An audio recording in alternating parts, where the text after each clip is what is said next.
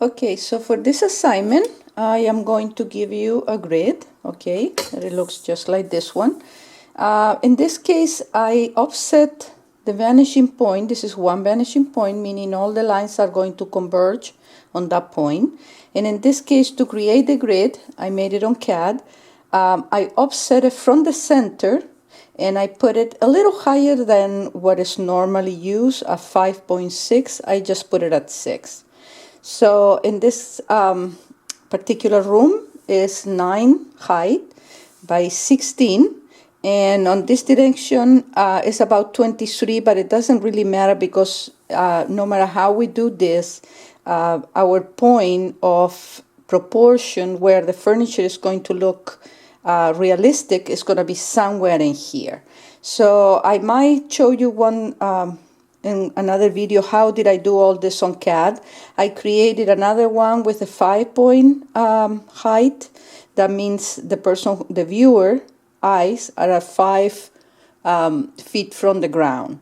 And you can also turn it around. If you can see, 3 feet from the top will be about a child's view. So in any case, set up the page, set up the grid, and make sure that it's a square. So you're going to use your T-square and you're going to use your triangle, and just make sure that they match perfectly.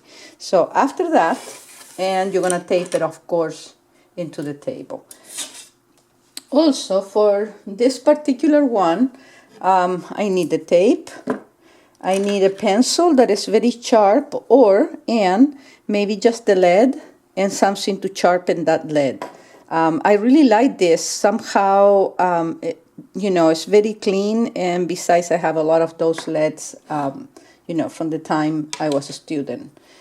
I also need probably just medium and fine of my pens. And in this case, you can use colored pencils, but I have these pens just to mark the midpoints and in different faces, not to get confused. So pretty much I have, all of this to create my underlay in 1-point perspective.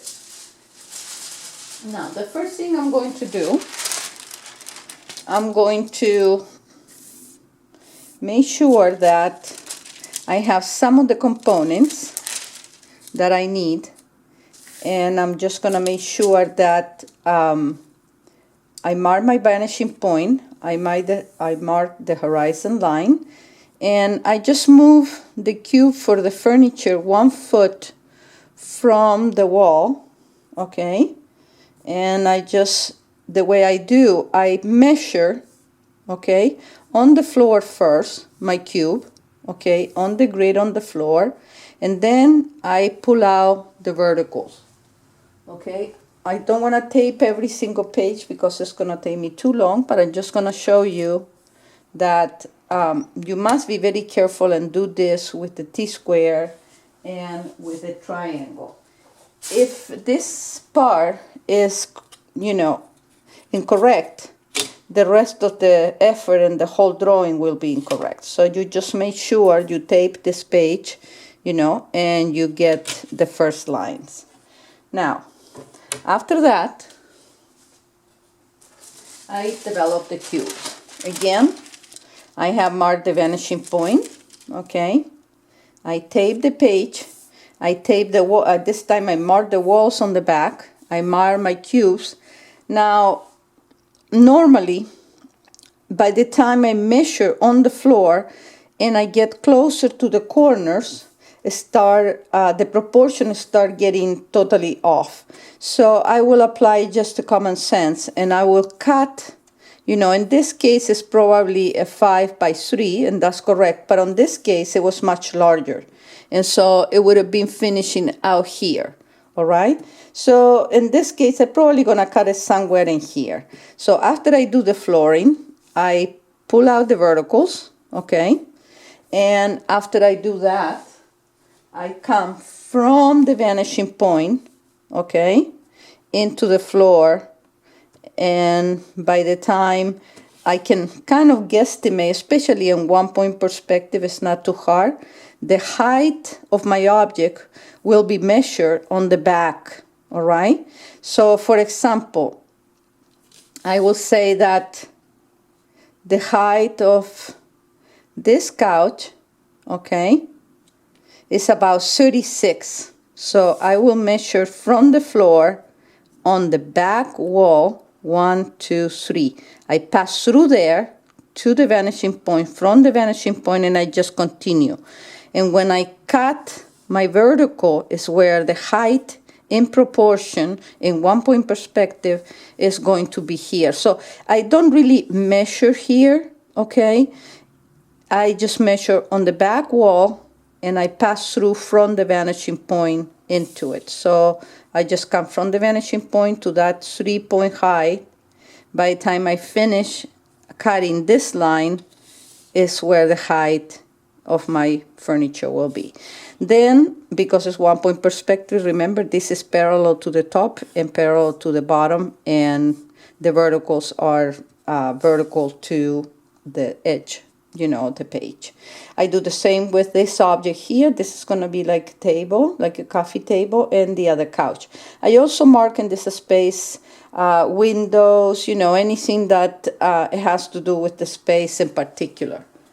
After that, and you can do this step right into it if you want. I just made a different one so you can see that actually after this one, I pretty much can use it and reuse it. Okay, so in this case, I have all the centers marked.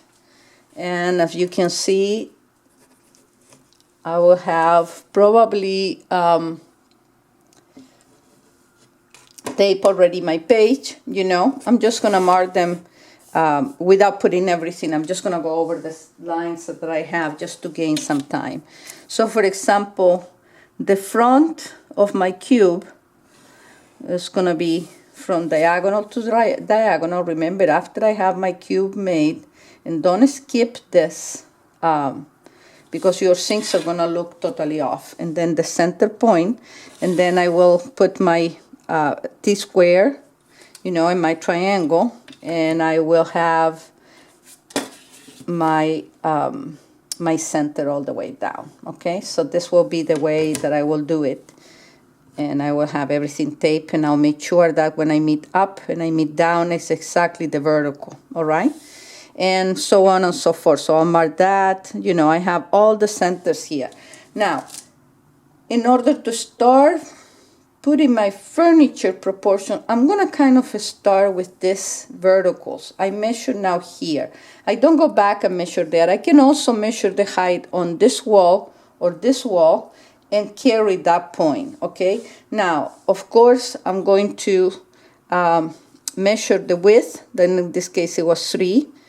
And I will come from the vanishing point. I will cut there. And then, again, you know, remember this face and that face, I totally frontal, you know, to you. After that, I will just start sketching. You know, inside the cubes, I'll start sketching my furniture. And I will start placing, you know, things. For example, in this one, I just kind of got a little carried away. I went into it. And I just went over, never, you know, don't worry about erasing on anything. Just very slightly and marking a little harder in order to see. Then after I did that, I went over, because I really didn't like this proportion here. It was, this couch was getting too elongated. I put another piece of paper on top of it. And I just play a little bit more with the form or different things that can be in the room, you know, on the tables. Just so, you know, maybe a design on a rag, footrests here. And I cut it here more in proportion. You know, so you also apply your common sense on, you know, how the proportions on this piece of furniture. After that, I went over and I just clean up a little bit, and I marked what will I put, you know, on the space. And let me show you that now you can't see, but it's only this part of it. All right.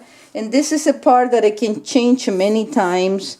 you know, what you want to have, what kind of lamp is the rack. No, now I did not have a window. Now I put a couple of pictures. I still keeping the window. And most important, I still have mark my vanishing point. Okay? You can do this and then do this part or vice versa. And then I just took it out and I just marked the furniture. Okay?